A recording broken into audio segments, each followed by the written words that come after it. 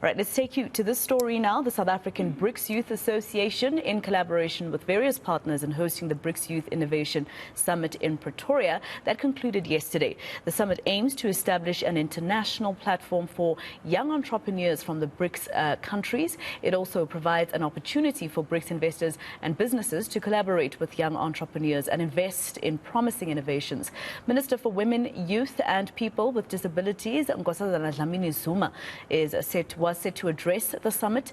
Sabia Executive Chairperson Raymond Matlala joins us live to discuss this further. Mr. Matlala, thank you very much for your time. My understanding is that the summit actually concluded yesterday, and I wonder what's come out of it, especially for the youth. Thank you so much for having me, and good morning to the listeners. Yeah, look, I mean, some of the outcomes where we've been discussing with a number of partners. One of the outcomes is the Tshwane University of Technology Center for Entrepreneurship Development has adopted all winners of the Innovation Summit that are based in South Africa to give them incubation support for the next 3 months. That includes coaching and developmental support, and as well as mentorship.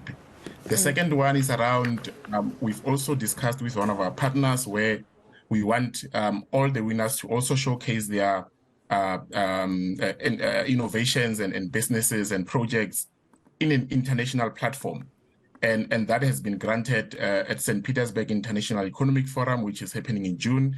And all of those who have won would be going towards that.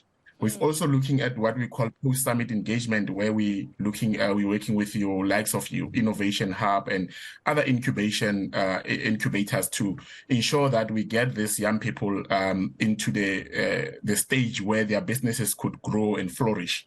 I think lastly, what I want to mention is about the investment. So we've also invited a number of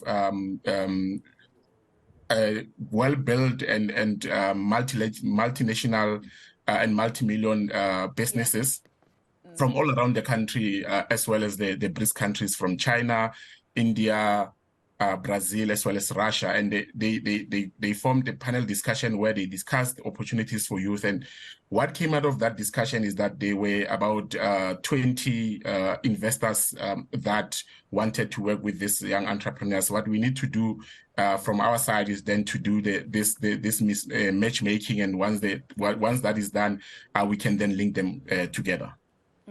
All right. I just have to ask you this question.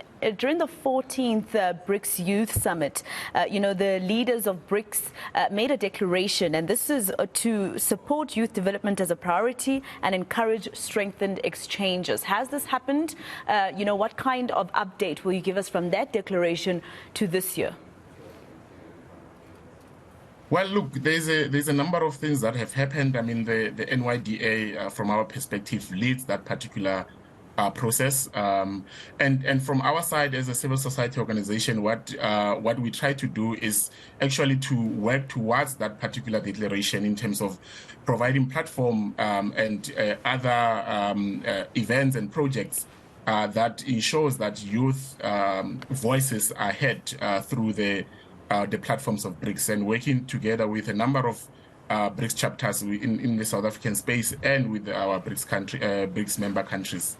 Which is your BRICS Business Council, BRICS Women Business Alliance, Civil BRICS, BRICS Think Tank. So those are some of the chapters that we work closely with to ensure that this is done. I mean, within the BRICS Business Council, in all their working groups, they've asked us to recommend young people that would sit in their working group. That provides a platform to those young people to sit with big businesses in South Africa and get them access to those markets outside of South Africa. All right. And in terms of some of the success stories that you're hoping to achieve, I mean, for instance, in South Africa, we all know how the youth feels despondent in this particular country. I don't know how it looks in a country like India and Brazil, perhaps, because at least in Russia, there's some sort of, economic stability there, besides the fact that there's also the Ukraine war. But what types of success stories do you have for the youth, especially those who feel despondent in a country like ours? Yeah, look, ours is really around, we look at national interest, but our work really looks into the multilateral platform as we work in the BRICS. And if you look at in terms of success stories from our side, what we're looking at, and we're having a discussions with China and Russia in that end.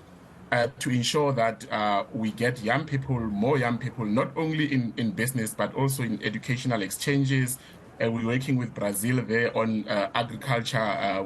They've opened up for us to get young people to study during the summer school and their winter schools, agricultural schools, to go through those processes and those programs to ensure that they capacitate young people from South Africa to get into agriculture and biofuel. I mean, last year we've sent 4. This year we're looking at increasing the numbers. We're also planning on sending some of the young innovators and social entrepreneurs to China this year, where they're going to be placed within those sectors where they want to be capacitated. All right. And then they can come back and also support that.